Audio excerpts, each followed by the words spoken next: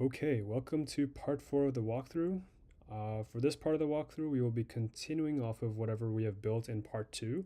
So if you would like to follow along and do as I do on the screen, just go ahead, go back to the part 2 video, download the PKT file, and then you'll be ready to go. So you should basically have everything I have right in front of me. Before we get into it, let's just talk about my labeling scheme. Somebody went ahead and asked me, how do you get around to labeling the addresses once you get the subnet labels? And it's actually not as complicated as you might think.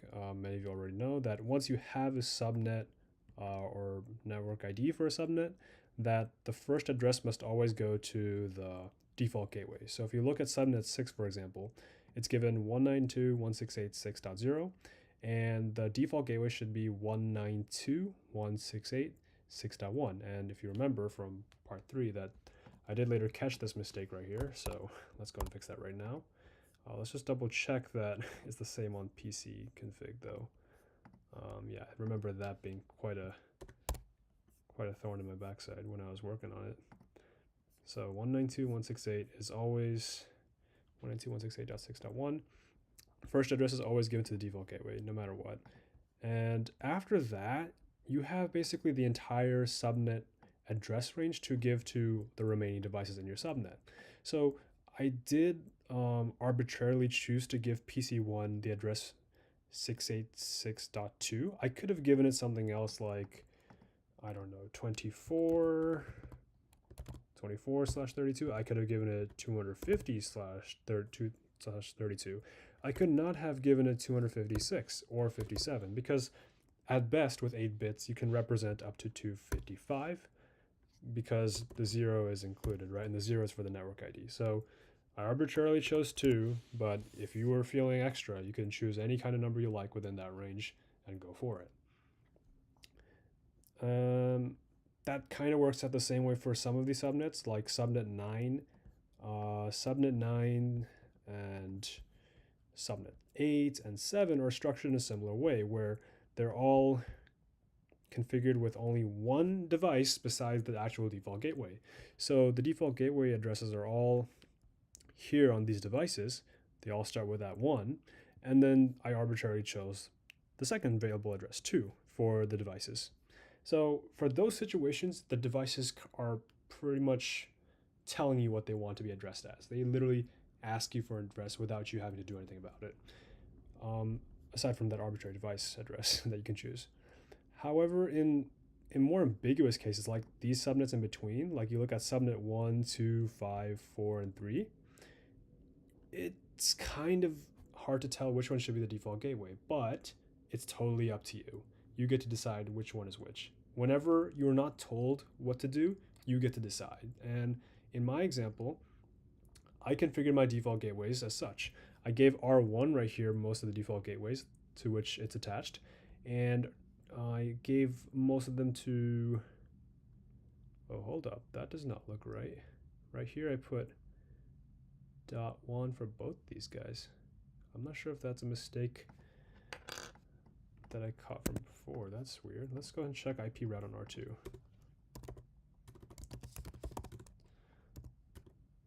Show IP route. Show IP interface brief. So G01. Oh, my bad. I read that wrong. Okay, I misread that. I thought this was a 1. So no, that is correct. It looks like aside from subnet 1, R2 has the default gateway for subnet 2 and 7, but who has the subnet for default gateway for this one? Oh, okay, so for R4 has the default gateway for subnet 3. So this is totally random. I just chose this off the top of my head, and that's how I assign my default gateways. But whenever you're given a situation like this where you have 2 devices and one of them has to become the default gateway, you can flip a coin. It's not a problem. In fact, what I'm about to illustrate right now is a minor change that will bring us a little bit closer to what we'll see on the final exam. This right here is the image that professor gave us, telling us that this kind of topology will be given, most likely. So as you can see, this topology is pretty much the same in the sense that we got the same devices, same switches, all whatnot, except for an extra wire going down this diagonal right here.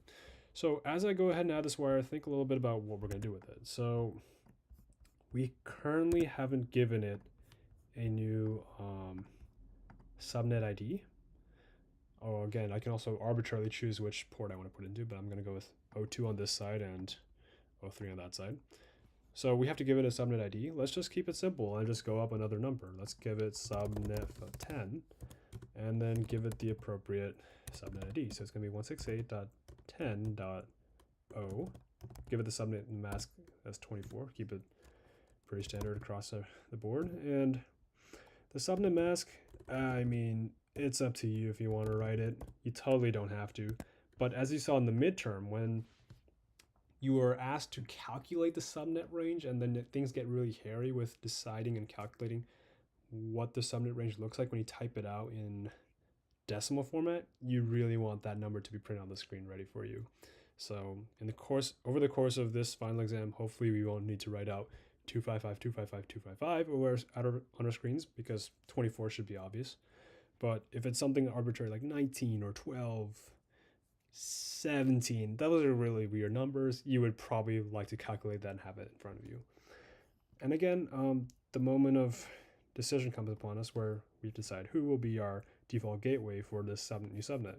We have R2 on this side and R4 on the bottom. I'm just going to stick with R2 because it looks like R2 has some default gateways already. So let's go ahead and give this guy 192.168.10.1/32. Let me also put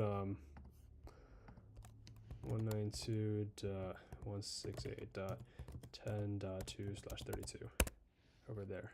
Okay, so that's pretty good. Let's go ahead and configure the ports right now before we forget. So let's go into this guy right here. Okay, config terminal. And let's go ahead and do interface FA03. I believe it's FA03. Yeah. And then let's go ahead and do no switch port. Oops.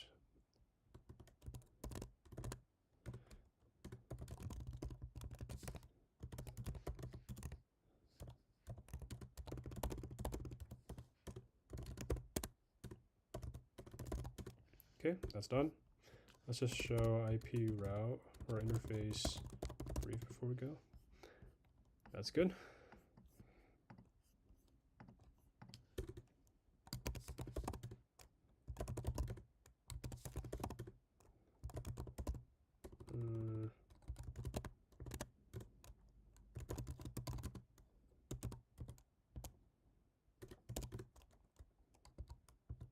Okay, and then no switch port.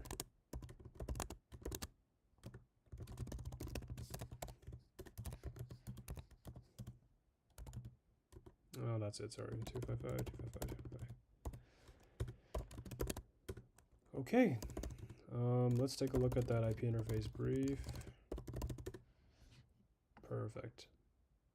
Ooh, that's not good. Why is FA02 unassigned?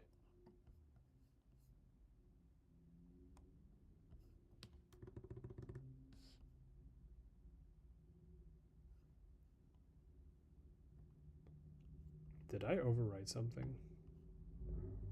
I think I did, yeah. So it looks like the G01 is pointing on the 4, so that's really sad because of all this mess with the labels. The labels are so close together, I can't tell them apart. Wait a minute. The 4 is right there.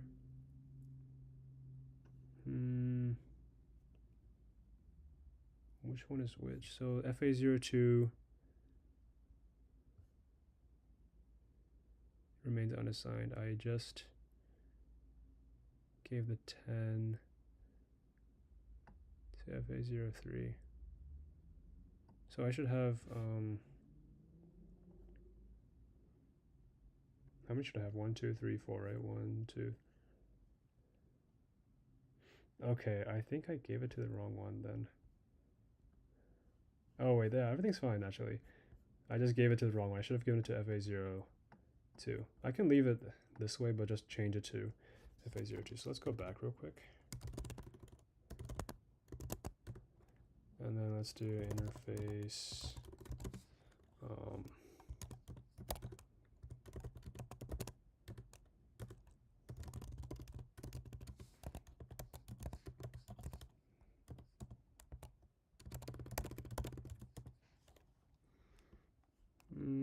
Okay. Okay, we have to undo that. All right.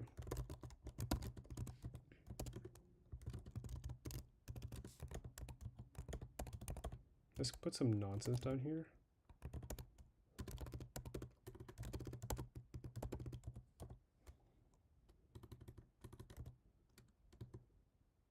Let me spell that right.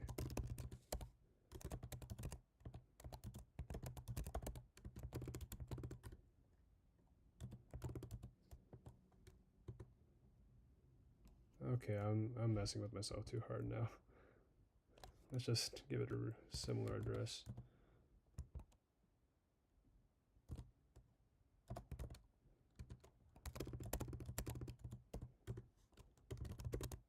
Actually, let's shut down the port. Why am I bothering?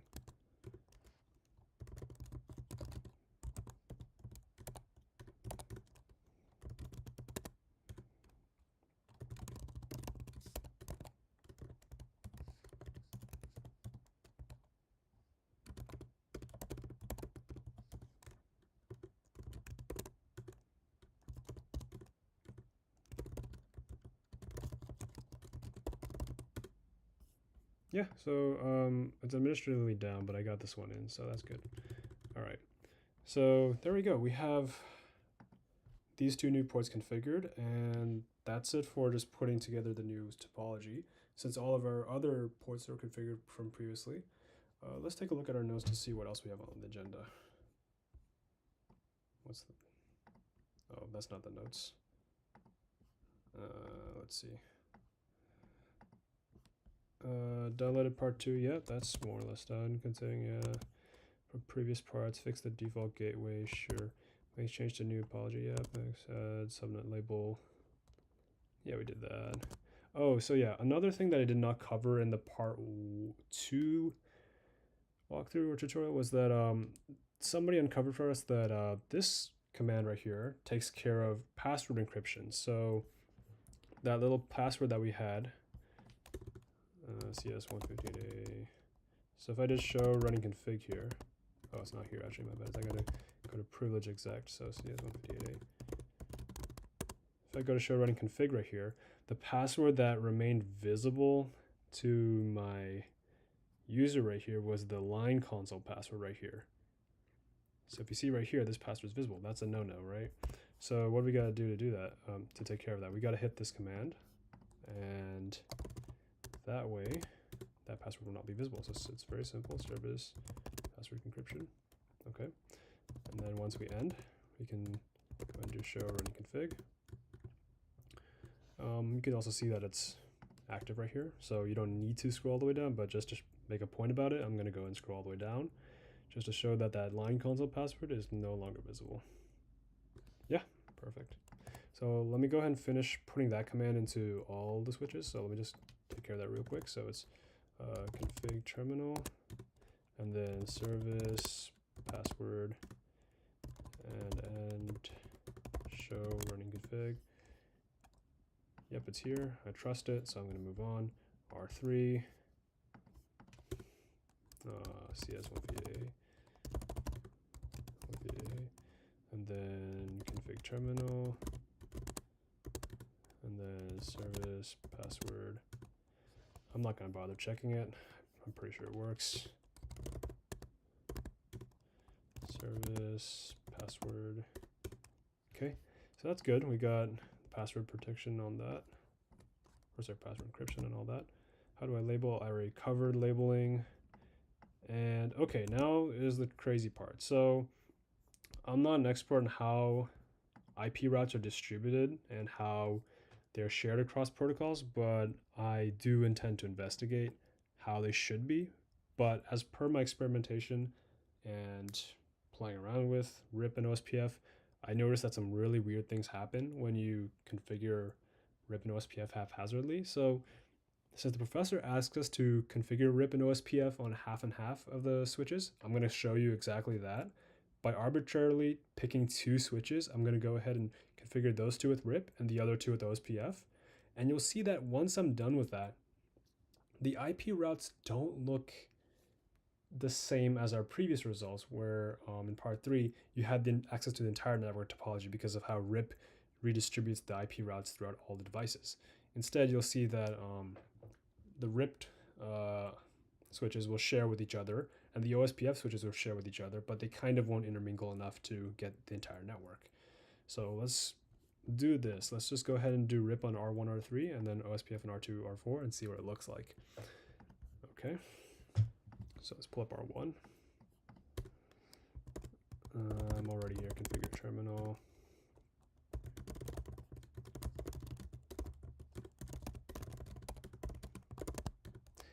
Okay.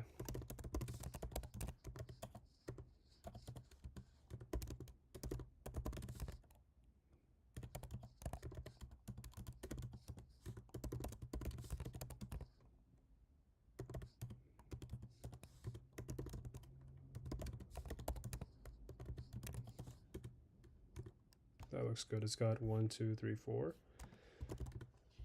Okay, that's R1, R3.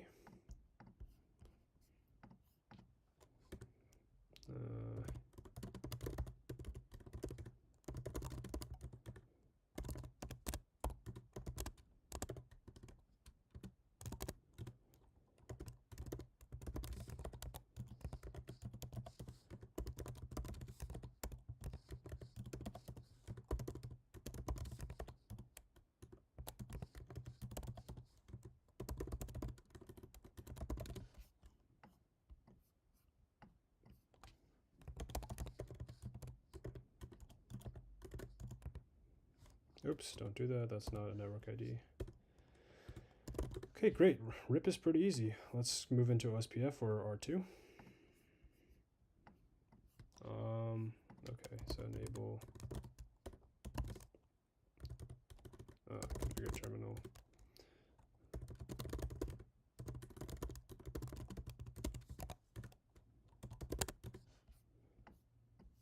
Okay. So now I got to put in my subnets. I got to pay attention to the command. I keep forgetting how to use it. It's network followed by ID and then wildcard mask and then area 0. So start with 192.168. Wildcard mask is going to be 255. So that looks correct. 192. That's the one subnet. Okay.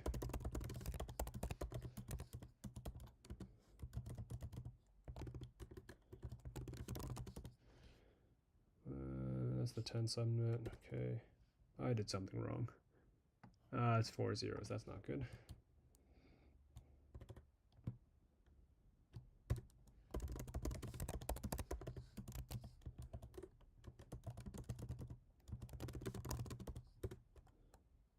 What did I do wrong this time? Huh?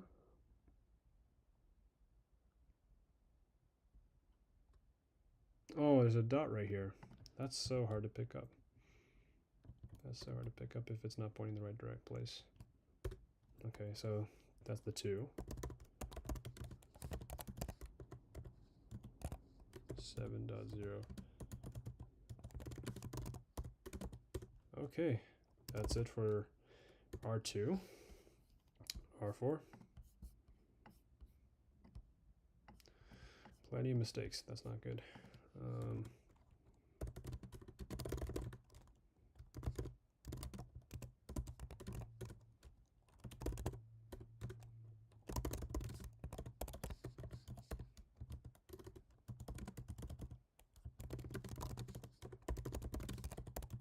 This is subnet 4, so 168.4.0.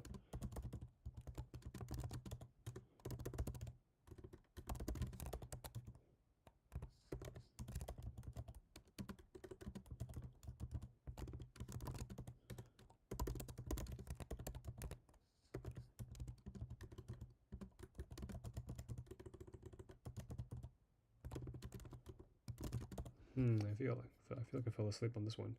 Oh no. Oh, at least I typed in the command. 3, 0, yeah.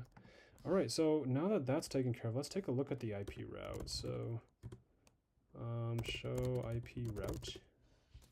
Okay, so That looks pretty nice. You see the 3 or 4 directed. Yeah, there's 4.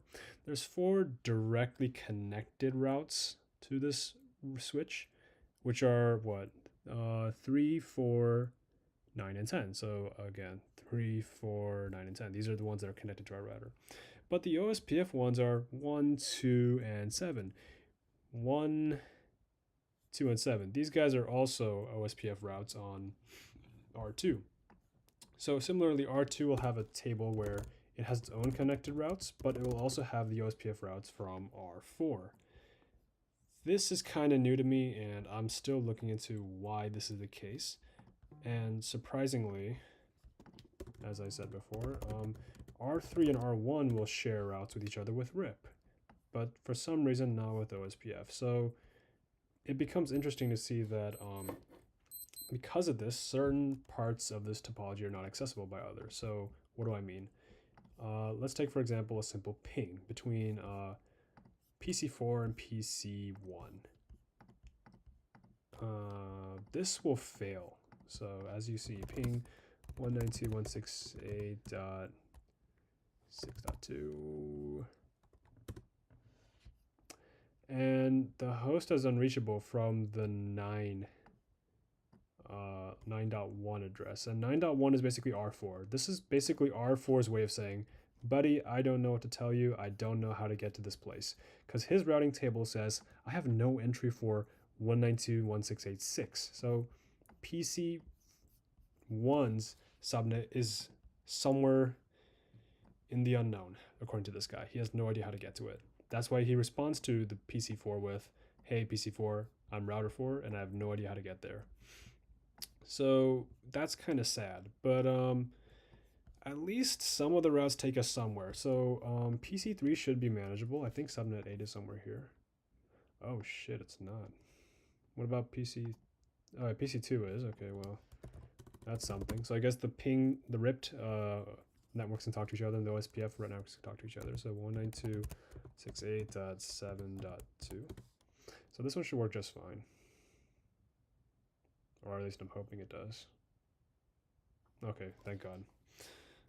Yeah, if the routes work, the pings better work. If it doesn't, then I don't know. Become religious, I guess. I have no idea what else to tell you.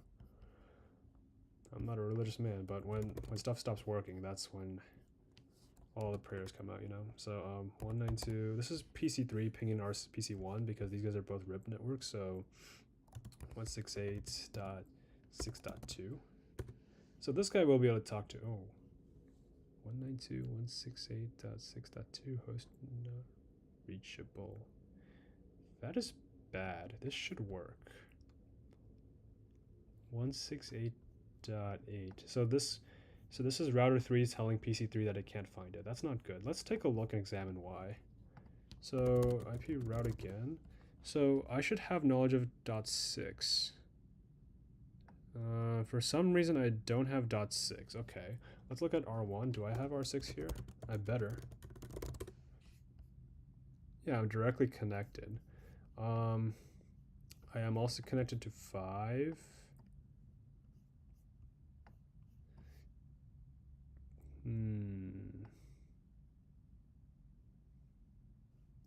Did I not perform RIP correctly? So this is R1. On R1 I did 6, 4, 5, 1. On R3 I did 3, 5, 2, 8. This feels wrong. They should totally find each other then. 1, 2, 3, 4, 5, 6, 7. So 1, 2, 3, 4, 5, 6. So this is wrong. Something is absolutely wrong here. Let's go ahead and reconfigure RIP on these guys. I have no idea what's the issue, but I'm also confused as to why there's no clue as to where it's wrong. Oh, hold on. No, that's not a clue. There's 2 ripped and 3 ripped. So 1, 4, 1, 4.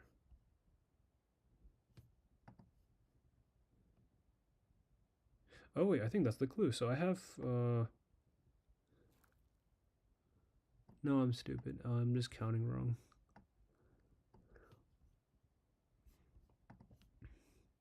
So this guy has 8. He's not sharing 8 here either. And that guy has 6. He's not sharing 6. That is so weird.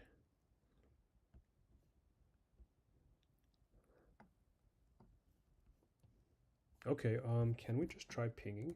So have this guy ping 192.168.5.2. Okay, so R1 can talk to FA01 of R3. Can it talk to ping 192.168.2.2? Yeah, that's perfect. So it can. It should, in theory, then be able to talk to 192.168.8.1. But for some reason, it can't. That's a bummer.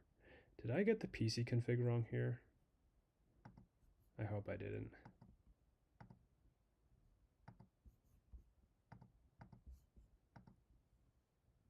One nine two 168.8.1. That's right. Okay, R3. Where's R3?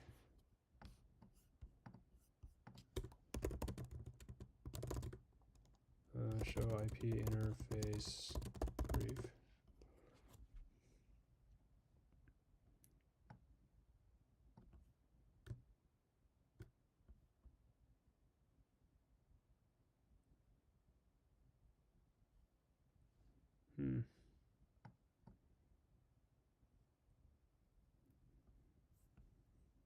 Is it because they're default gateways? I don't think so.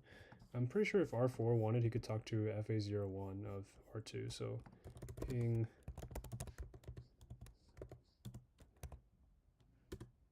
Yeah. So something's wrong with what I'm doing here. It might be fair to just reconfigure it, but I'm not sure if it'll yield me the results I want. But I want to keep debugging. So, what else can I try?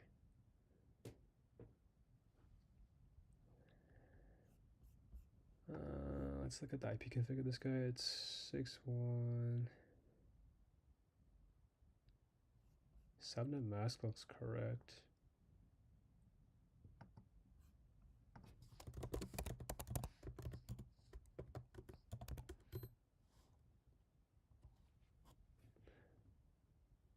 One nine two 168.6.2. Interesting. So this guy's having trouble pinging its own device. I think I found a useful clue. That's not what I want to show.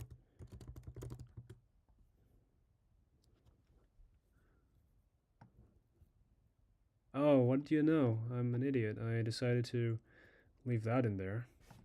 Look at that. That's a 198. Okay, so there we go. I hope that's the problem. Let's go ahead and let me just check if you know what? Let's solve this problem first and then worry about configuring RIP again. So enable configure T and then FA02.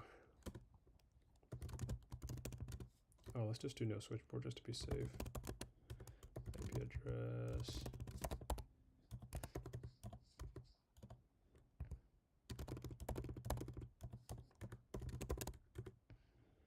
Okay.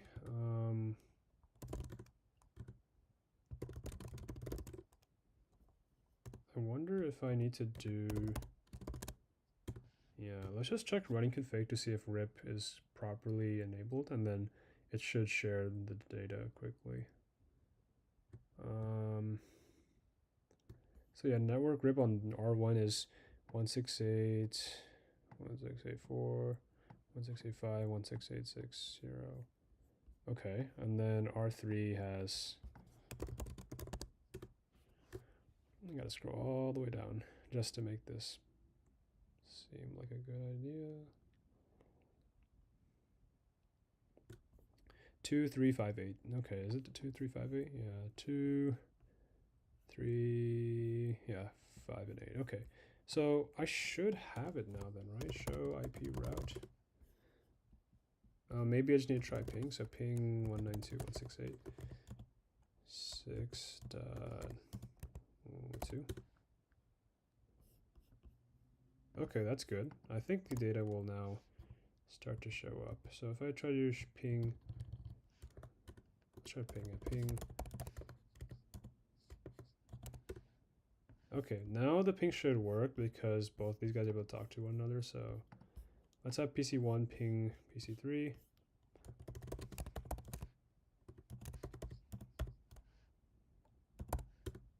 Awesome. Wait, no, that's not good. 192.168.8.2. So 198.6.1 is telling me host not reachable. Okay, that's a problem. Did I misread something again?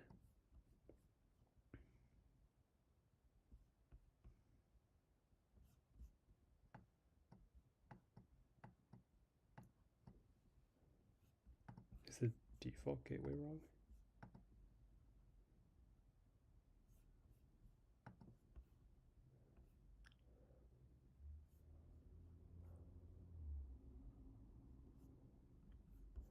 Wait, who said it wasn't working?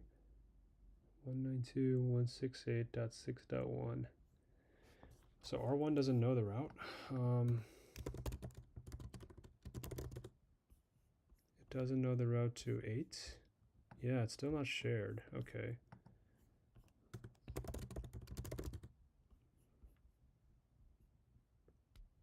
Okay, that's funny because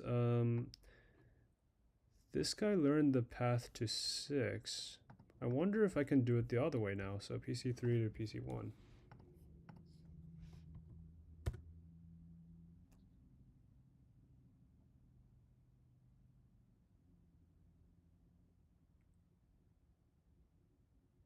That's funny. Okay. Looks like the route is not being learned for some reason. I gotta look into why. I'm very close.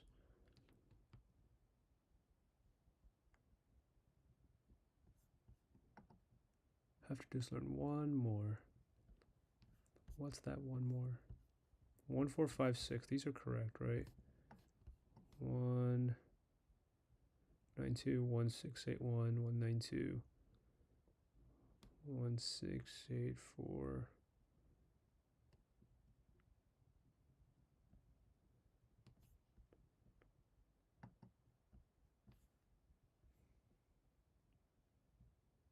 Oh, what a magical trick, huh? Look at that. So I gotta go in and change this. Man, I don't know if I can change that. I could probably just add it though. So let's go into IP routing, IP configure terminal, IP routing, router RIP, version 2, no auto summary, and then network 192.168. Which one was it? 8.0.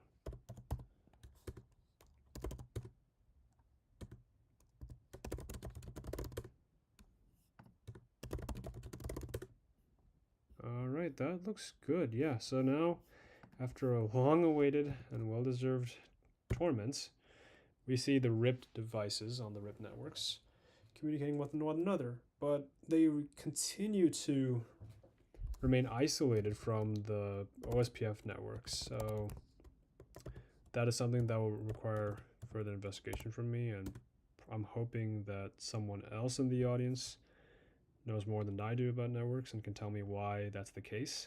But otherwise, I hope this is sufficient for the final exam, and I hope you guys learned a lot and watched me suffer. Maybe you guys debugged with me while I debugged.